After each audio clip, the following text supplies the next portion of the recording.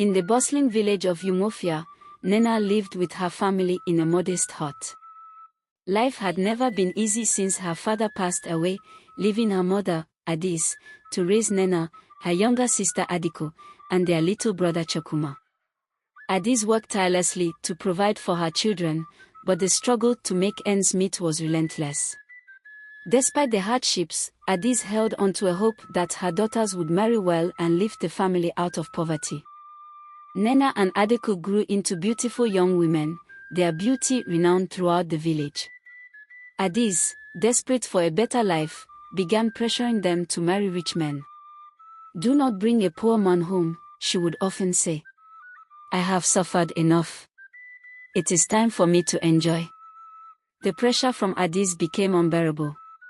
Every time Nena and Adiko tried to eat or wash their clothes, their mother would shout, "Go and eat or wash your clothes in your husband's house.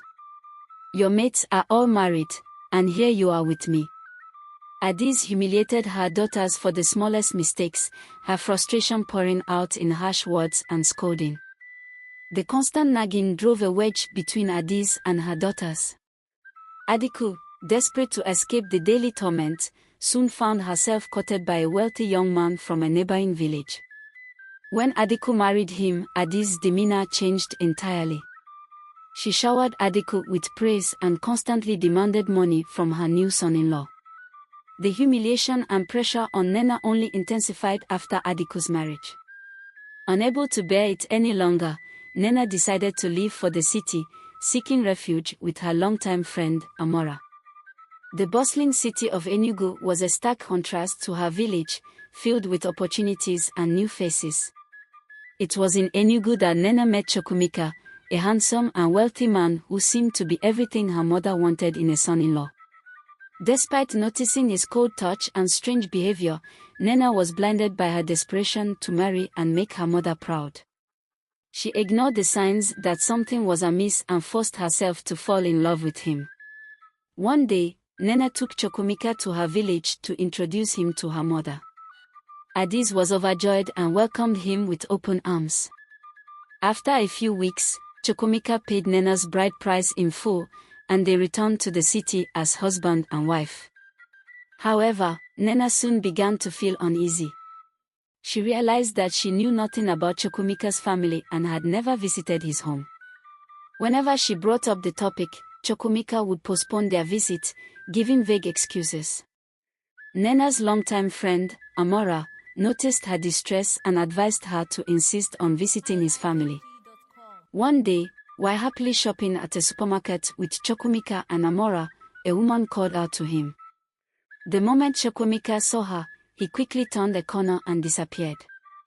Nena and Amora were shocked and approached the woman, asking how she knew him. The woman, startled, explained that Chukwumeka was from her community and had died 3 years ago.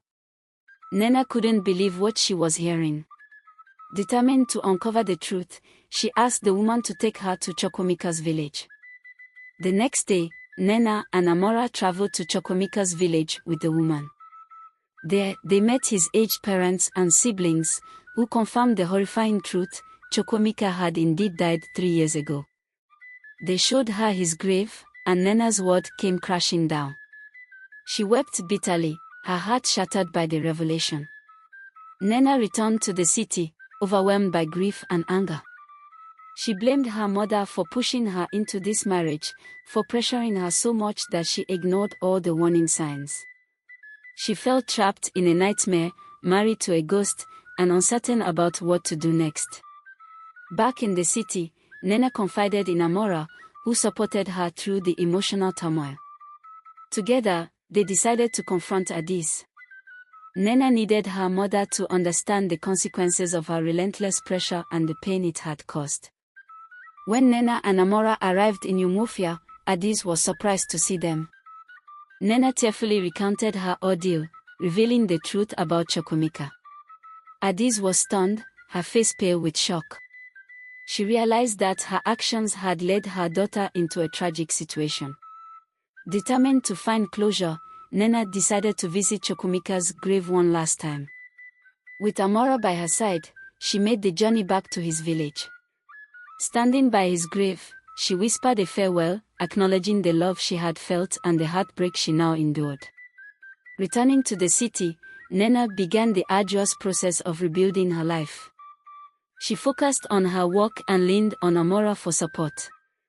The experience had changed her, making her stronger and more resilient. She vowed never to let desperation cloud her judgment again. Months passed, and Nena slowly healed from her ordeal. She reconnected with her siblings and rebuilt her relationship with her mother, who had learned a painful lesson about the consequences of her actions. Adis, filled with remorse, became more supportive and loving towards her children. In time, Nena met another man, a kind and genuine person who appreciated her for who she was. This time, she took things slowly, ensuring she truly knew him before committing. Her experiences had taught her the importance of patience and the dangers of desperation. The moral lesson of this story is that desperation and pressure can cloud our judgment, leading us to make decisions that have unforeseen consequences. It's essential to be patient and discerning, especially in matters of the heart, because true happiness and fulfillment comes from within and cannot be rushed or forced. Always take the time to truly know and understand the people you let into your life, and never let the fear of societal expectations push you into hasty choices.